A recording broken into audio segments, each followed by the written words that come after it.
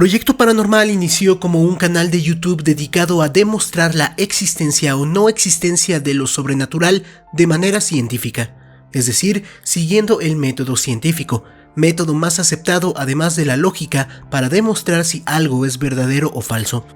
Independientemente de cómo te hace sentir esto, si no hay, por ejemplo, vida después de la muerte y se llega a demostrar, pues ya está, no importa si eso te pone triste.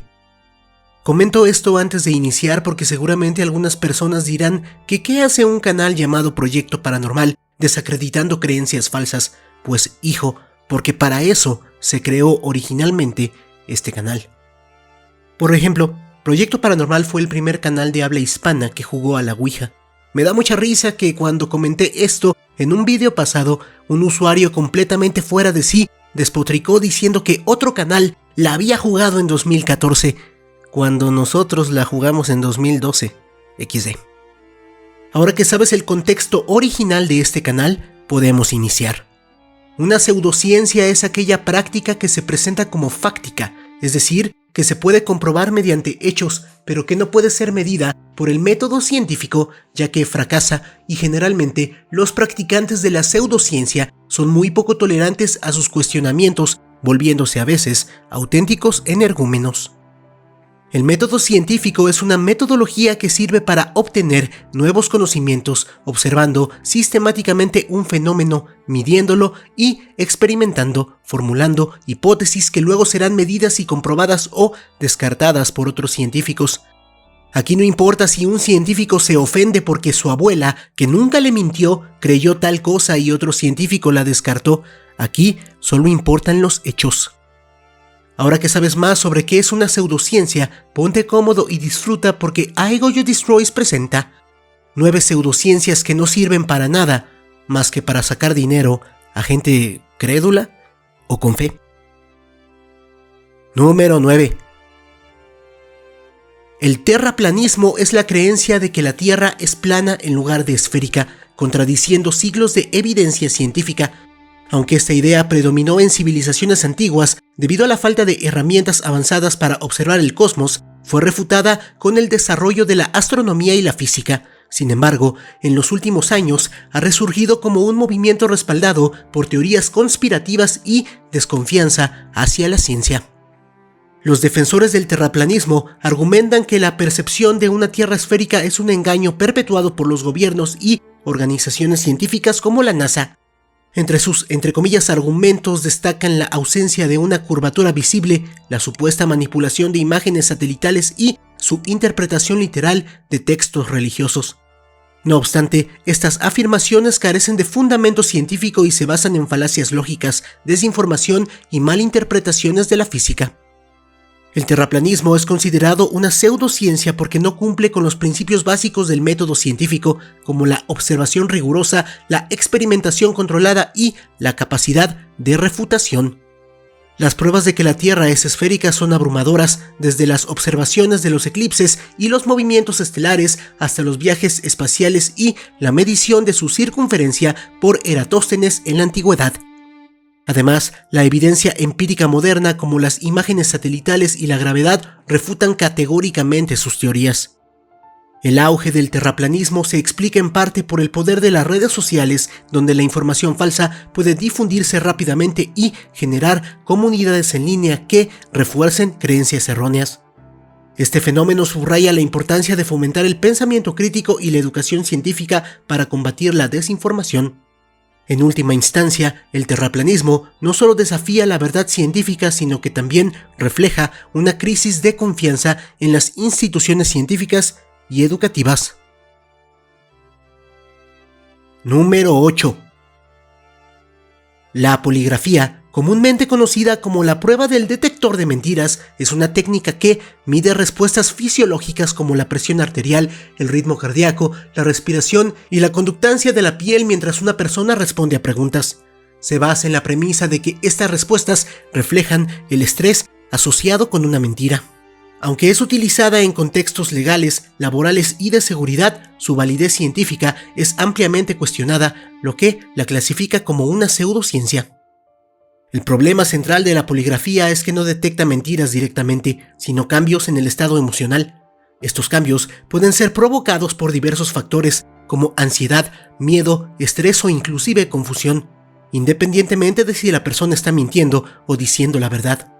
Esto significa que los resultados son altamente subjetivos y pueden ser influenciados tanto por el examinador como por el contexto en el que se realiza la prueba. Numerosos estudios han demostrado que la precisión de los polígrafos está lejos de ser confiable, con tasas de error significativas que pueden llevar a falsos positivos, identificar a alguien honesto como mentiroso o falsos negativos, no detectar mentiras reales.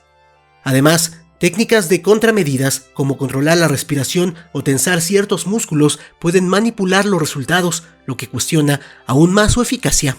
La poligrafía es considerada una pseudociencia porque carece de bases científicas sólidas y no cumple con los estándares del método científico y sus resultados no son replicables de manera consistente.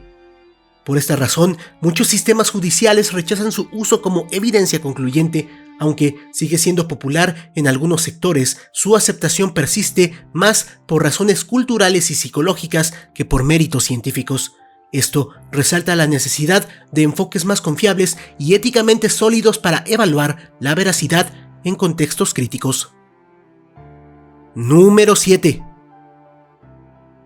La parapsicología es un campo que estudia fenómenos supuestamente paranormales o psíquicos como la telepatía, la clarividencia, la precognición y la telequinesis. Desde su surgimiento en el siglo XIX, ha capturado la imaginación del público al explorar experiencias fuera de lo convencional. Sin embargo, a pesar de su pretensión de ser un área científica, la parapsicología es considerada una pseudociencia debido a su falta de rigor metodológico y la ausencia de evidencia concluyente que respalde sus afirmaciones. Uno de los principales problemas de la parapsicología es que sus fenómenos no son reproducibles de manera consistente en condiciones controladas. El método científico exige que los experimentos sean replicables para validar una hipótesis. Pero los estudios en parapsicología suelen presentar resultados contradictorios y depender de interpretaciones subjetivas. Además, los experimentos diseñados para probar fenómenos paranormales, como los realizados en laboratorios de percepción extrasensorial, han sido criticados por problemas metodológicos, sesgos en la selección de datos y falta de controles adecuados. Otro factor que desacredita la parapsicología es su resistencia a ser refutada. Una característica esencial de la ciencia es la capacidad de someterse a pruebas que puedan desmentir sus teorías. Sin embargo, los defensores de la parapsicología suelen reinterpretar los resultados negativos como fallas experimentales en lugar de aceptar la posibilidad de que sus hipótesis sean incorrectas. Este enfoque contradice los principios fundamentales del pensamiento científico. Además, muchas afirmaciones de la parapsicología carecen de fundamentos teóricos sólidos que se integren en el conocimiento establecido sobre la naturaleza del universo. Por ejemplo, no existe evidencia en la física o la biología que respalde la existencia de canales que permitan la comunicación telepática o la manipulación mental de objetos. A menudo las explicaciones ofrecidas por los parapsicólogos son vagas, apelando a términos mal definidos como energías o vibraciones que no tienen base científica. El atractivo de la parapsicología radica en su conexión con experiencias humanas subjetivas como las premoniciones o los fenómenos inexplicables. Estas vivencias, aunque intrigantes, no son pruebas científicas de lo paranormal, más bien pueden ser explicadas a través de mecanismos psicológicos como el sesgo de confirmación, la pareidolia o la influencia del azar. En conclusión, la parapsicología no cumple con los estándares del método científico, lo que la convierte en una pseudociencia. Su falta de reproducibilidad, fundamentos teóricos vagos y resistencia a la refutación la alejan del ámbito de la ciencia legítima. Aunque continúa siendo un tema fascinante, su estudio debería abordarse desde perspectivas críticas y basadas en evidencias, en lugar de aceptar afirmaciones extraordinarias sin pruebas extraordinarias. Número 6. La homeopatía es un sistema de medicina alternativa desarrollado a finales del siglo XVIII por Samuel Hahnemann. Se basa en dos principios fundamentales: el principio de similitud, que sugiere que lo similar cura lo similar, y el de potenciación, que establece que diluir repetidamente una sustancia aumenta su eficacia terapéutica.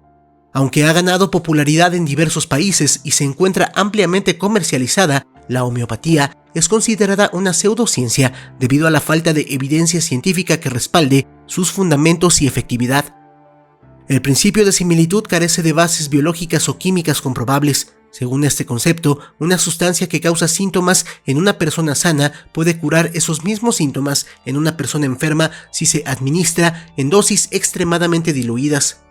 Sin embargo, esta idea no tiene sustento en los conocimientos actuales de fisiología o farmacología. Por otro lado, el proceso de dilución homeopática, conocido como succión, implica diluir una sustancia activa hasta niveles en los que, en muchos casos, no queda ni una sola molécula de la sustancia original. Esto contradice los principios básicos de la química y la biología, ya que un medicamento sin moléculas activas no puede tener un efecto biológico medible.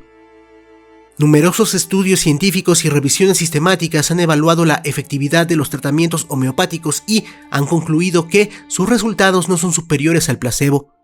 Las mejoras reportadas por los pacientes suelen deberse a factores psicológicos como el efecto placebo y no a las propiedades intrínsecas de los remedios. Además, la falta de pruebas controladas y replicables en condiciones científicas refuerza la conclusión de que la homeopatía no funciona como medicina.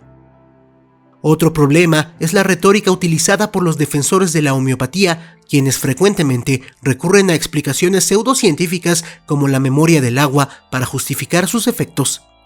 Según esta teoría, el agua puede recordar las sustancias con las que ha estado en contacto, aunque estas explicaciones no tienen sustento en la física o la química moderna.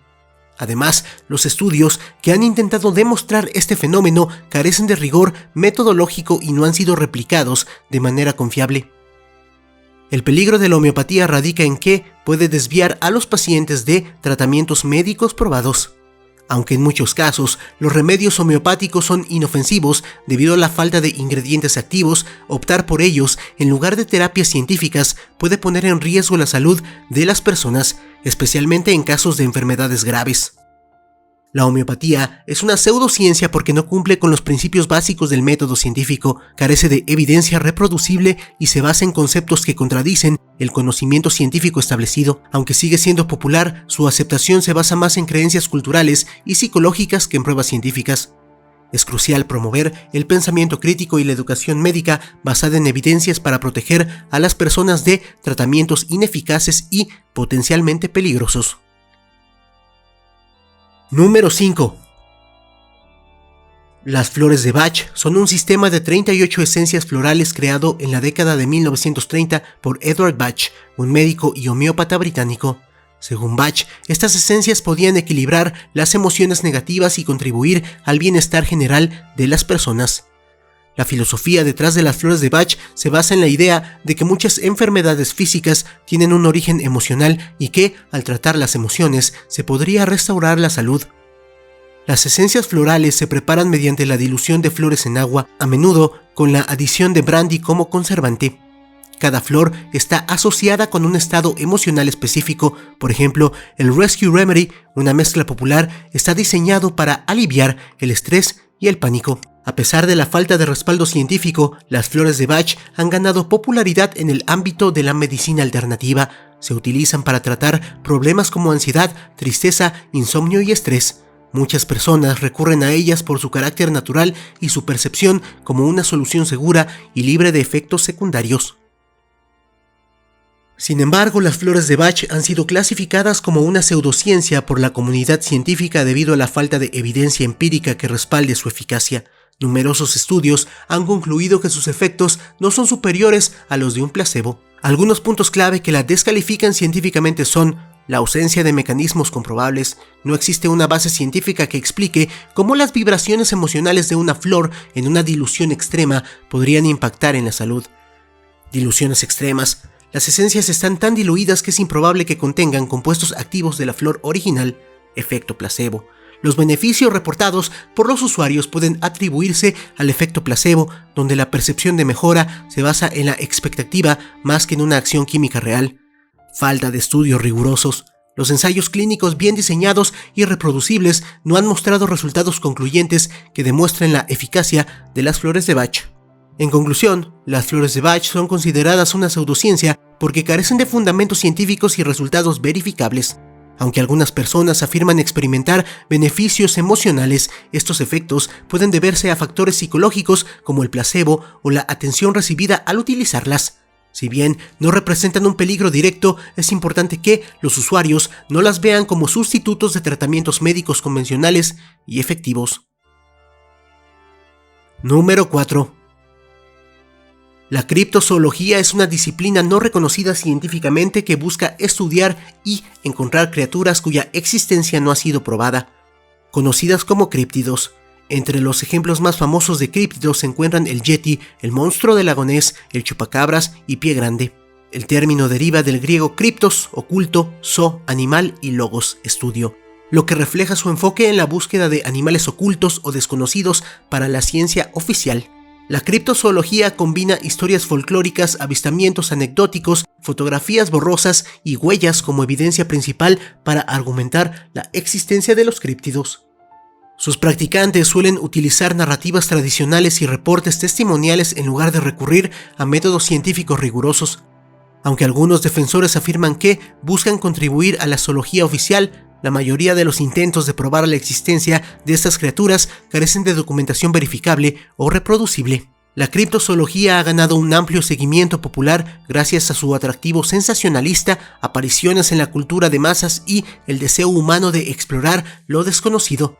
Libros, documentales, programas de televisión han fomentado el interés en esta disciplina, perpetuando mitos y generando entusiasmo en torno a criaturas legendarias. La criptozoología es considerada una pseudociencia porque no se ajusta a los estándares del método científico. Algunas razones claves son la falta de evidencia empírica. A pesar de décadas de investigaciones y expediciones, no se ha encontrado evidencia sólida como restos físicos, ADN verificable o especímenes vivos que respalden la existencia de los críptidos. Uso de testimonios anecdóticos. Los relatos personales y las fotografías de baja calidad no son pruebas científicas. Los testimonios, aunque sinceros, pueden ser el resultado de errores de percepción, bromas o fenómenos naturales mal interpretados. Sesgo de confirmación. Los criptozoólogos tienden a interpretar cualquier anomalía como evidencia que respalda sus creencias preexistentes en lugar de buscar explicaciones alternativas más plausibles. Falta de reproducibilidad. La ciencia exige que los hallazgos sean replicables por otros investigadores, pero en la criptozoología, los avistamientos y supuestas pruebas no se pueden corroborar en condiciones controladas. Conexión con el folclore. Muchas de las criaturas estudiadas tienen raíces profundas en leyendas y mitologías, lo que sugiere que su origen es cultural más que biológico.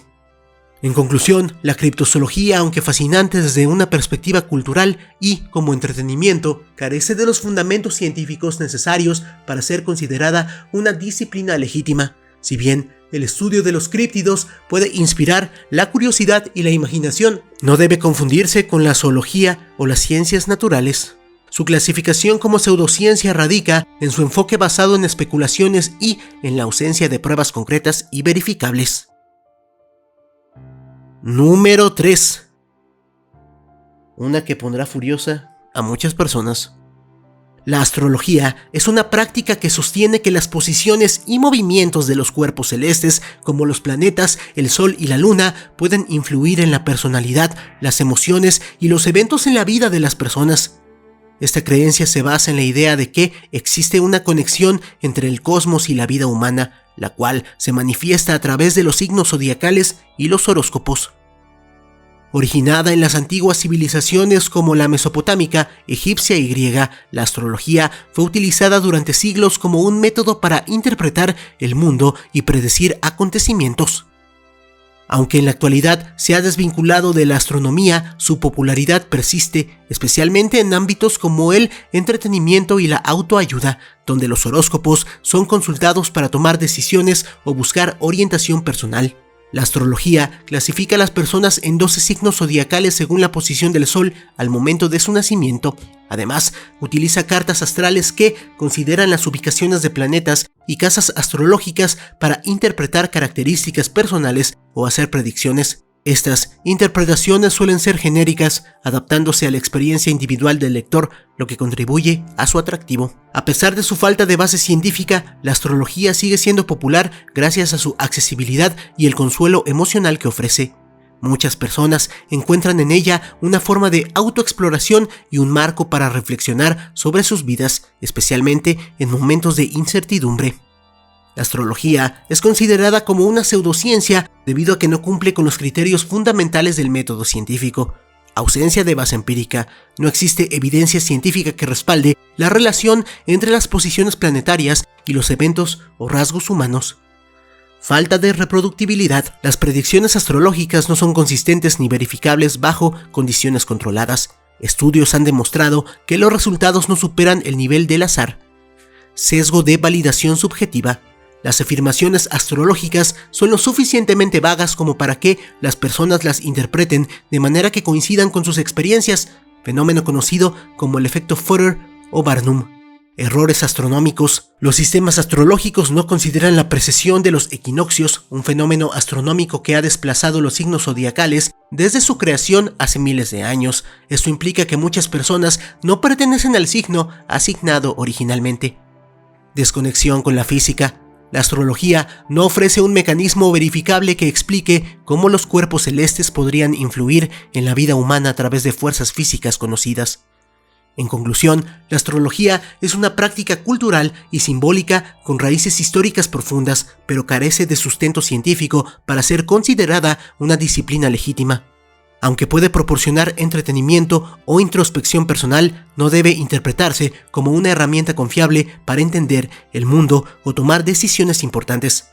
Su clasificación como pseudociencia radica en su falta de evidencia, precisión y rigor metodológico. Número 2. La alquimia es una antigua práctica filosófica y protocientífica que combina elementos de química, metalurgia, astrología, medicina y espiritualidad. Surgió en diversas culturas como Egipto, India, China y la Europa medieval, y floreció durante siglos antes de ser desplazada por la química moderna en los siglos XVII y XVIII. Su objetivo principal era comprender los misterios de la materia y transformar sustancias, lo que se reflejaba en metas icónicas como la transmutación de metales básicos en oro, la creación de la piedra filosofal y la búsqueda del elixir de la vida eterna. Los alquimistas creían que todos los metales eran formas imperfectas que podían ser perfeccionadas mediante procesos alquímicos. Sus métodos incluían la destilación, calcinación y sublimación, los cuales, aunque primitivos, sentaron las bases para técnicas químicas modernas. Sin embargo, la alquimia iba más allá de los experimentos físicos, ya que también incorporaba ideas espirituales y simbólicas.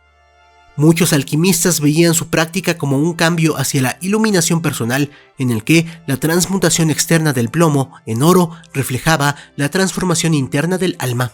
Aunque la alquimia carecía de rigor científico moderno, contribuyó al desarrollo de la química al descubrir herramientas y procesos que se adoptaron posteriormente. Sin embargo, sus fundamentos estaban basados en teorías como la de los 4 elementos: tierra, agua, aire y fuego, y los principios de azufre, mercurio y sal, conceptos que no tienen respaldo en la ciencia contemporánea. La alquimia es considerada una pseudociencia porque no cumple con los estándares del método científico. Falta de base empírica. Sus teorías se basaban en especulaciones filosóficas y conceptos místicos más que en observaciones verificables o reproducibles. Ausencia de predicciones precisas. Los resultados de los experimentos alquímicos eran inconsistentes y no podían ser replicados de manera confiable. Confusión entre la ciencia y el misticismo. La mezcla de simbolismo espiritual y objetivos científicos limitó su capacidad para generar un conocimiento sistemático. Rechazo por la química moderna. El avance de la ciencia demostró que los postulados alquímicos carecían de fundamento, como la posibilidad de transmutar elementos mediante procesos simples.